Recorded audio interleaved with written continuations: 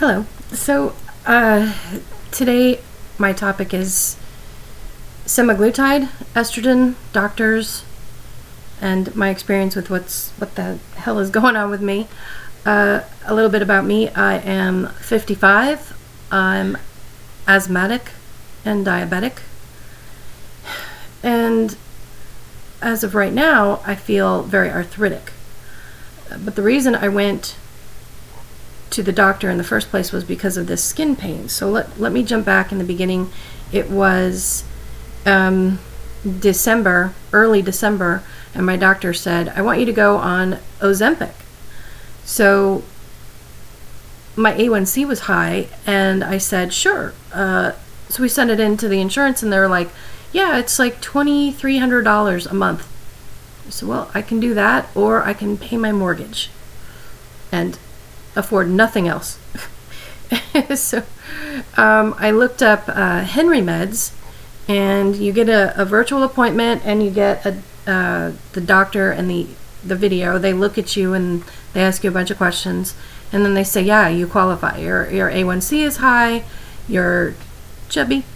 He didn't say that to me, but I mean, it's obvious because we're on video. And so it was like a week later, I got not Ozempic, but semaglutide, and it came in a cold pack, and it was pre-mixed, so it was already liquid. Some of the other places that do compounding, whatever, they send you a little powder, and it looks just like this stiff little powder at the bottom of a vial, and you add your own, I think it's bacteriostatic water, but I'm not sure.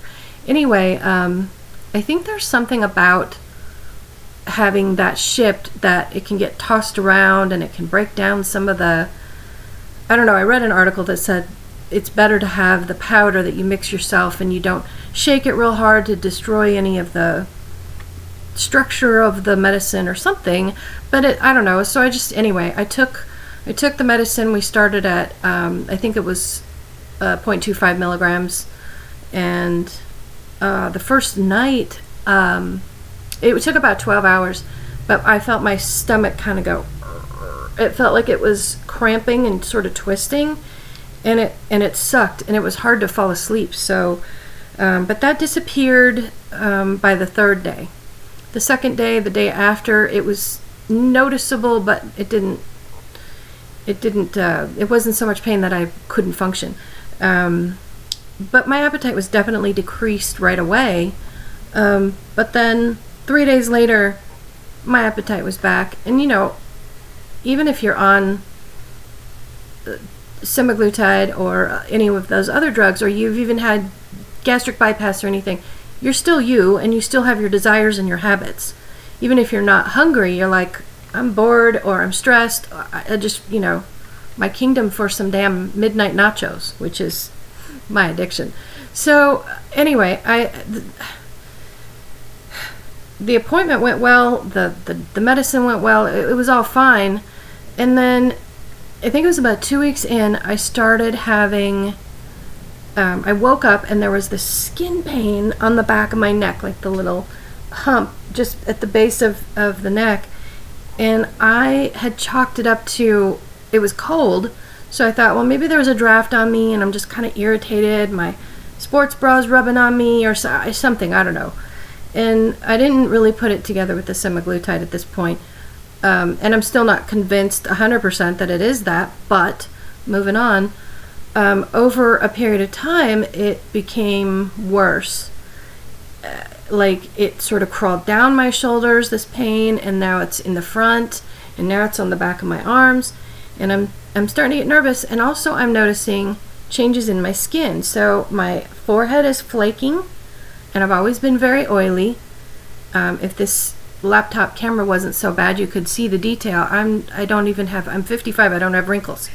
But my skin is starting to flake off. I'm like, I can just flake it. It looks like a stuff in a snow globe. I'm like, what the hell?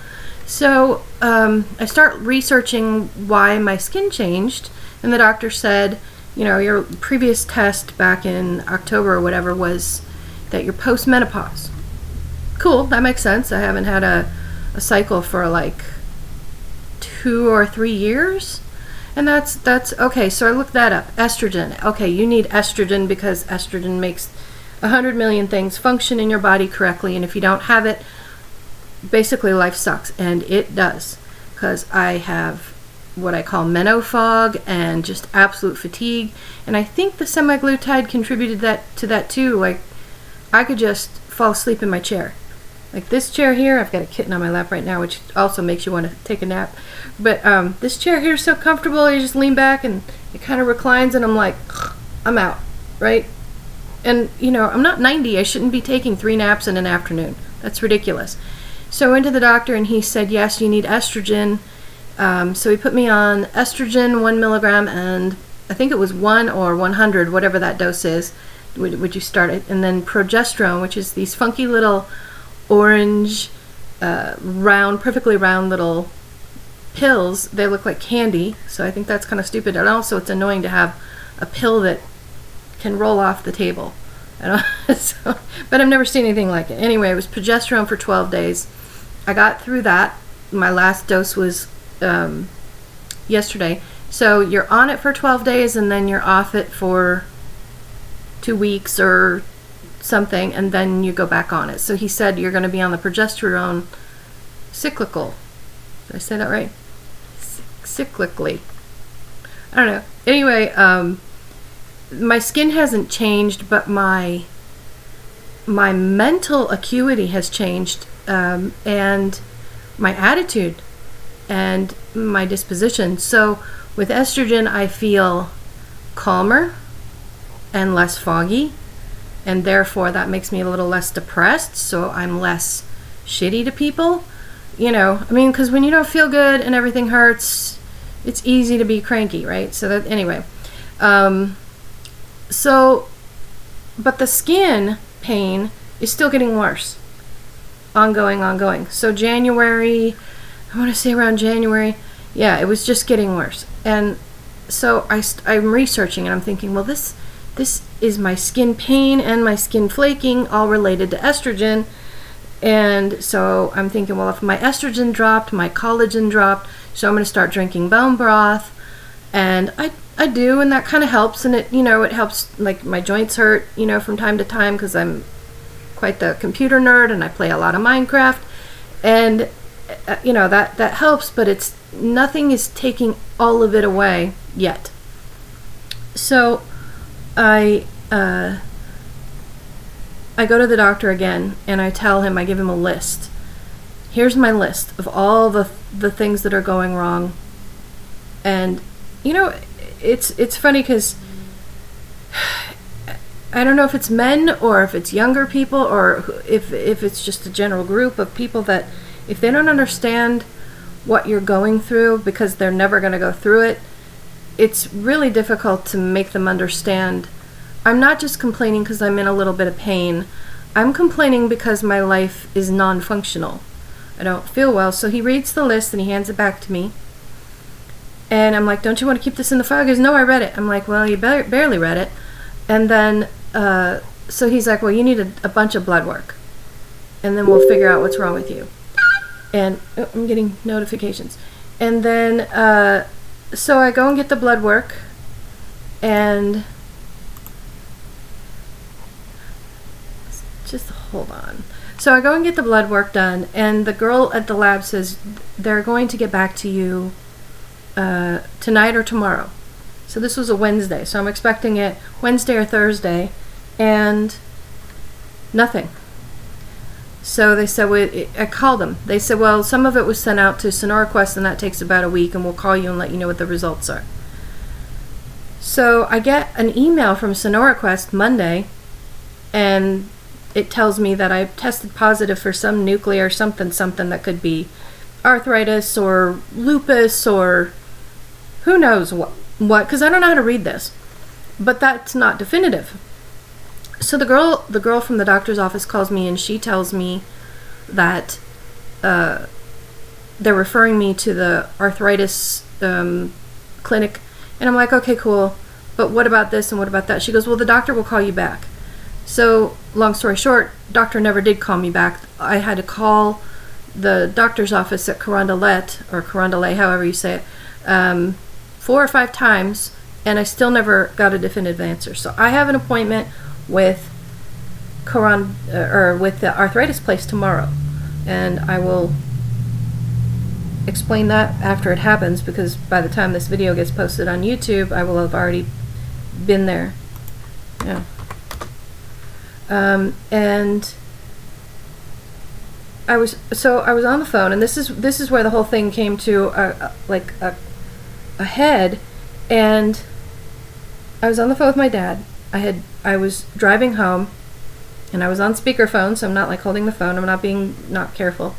But my shirt, when you hit bumps, my shirt started moving, and it made me cry. I was in tears, and I said, I just can't take this anymore. I don't want to move. My skin hurts so damn bad. I can't exercise because everything rubs. You know, you don't know how much your clothing actually rubs on your skin until you've got a sunburn or it hurts. And he said, you know, hon, it's got to be an allergic reaction to something. You know, that can't just be a full body skin pain. Can't just be rheumatoid arthritis. I said, well, I don't know enough about it to know if that's true. And then I start thinking, I wonder if Ozempic has any side effects like this. And I finally put that together. Rather than searching menopause estrogen, menopause collagen, menopause skin pain, I searched Ozempic and then semaglutide plus skin pain, and a million results came up, including tons of people talking about it on Reddit, and an article in Newsweek. I'll put the links below so you can see some of the stuff I was talking about. And I'm reading these people's experience, and it sounds exactly like what I had described, and I just start crying, because finally someone understands this. I mean, because it's no way to live, right? Someone understands me, and I feel like, okay, there's an answer and an end to this, because you can't live like this. Like even just my articulating with my arms right now hurts. It hurts all over here, and it's horrible. Oh, and getting cold. Like if the room is cold, I got to put on a shirt and a sweatshirt and wrap this blanket right here, this blanket around me, because when I get goosebumps, those hurt. It's ridiculous. It's just unacceptable. So anyway, I am officially stopping Ozempic. Well, I'm not on Ozempic. I'm on the Henry Med semaglutide, and I am not throwing Ozempic, the company or the brand, or even Henry Meds or even semaglutide itself under the bus. It's just that I reacted badly to it, and my mother is on it, and she's doing great. She's lost 56 pounds. And in case you're wondering, I only lost 8 ever since January 1st. And it's now March 20th. And I only ever, my appetite barely changed, but the side effects were unacceptable. So I took my last dose Sunday. I'm not taking it ever again. And I'm just going to have to go on anti-inflammatory diet with what they call clean keto, possibly very close to plant-based keto, which is a lot of fiber and healthy fats like avocado and stuff. Anyway, once I figure that out and dial that in, I'll make a video about that. But I will get back to, I'll continue this video tomorrow after my appointment if they have any answers for me. But it's been a long journey, and it's been, it's been hard. And I will tell you this about estrogen. I know that I'm all over the place, and I'm sorry because I don't do this scripted, but I will tell you about estrogen. If you're over 35, go get your hormones tested. If you're over 50, you need estrogen. You just do. And that report that they made, I don't know who it was some world health, not the WHO, but there was some health organization that made a report that said that hormone replacement just straight up gives you breast cancer, and so now everybody in the world is scared of that. But I want you to watch Dr. Mindy Pell's videos about this, and there's some others that I'm going to link in the description, but it's not true.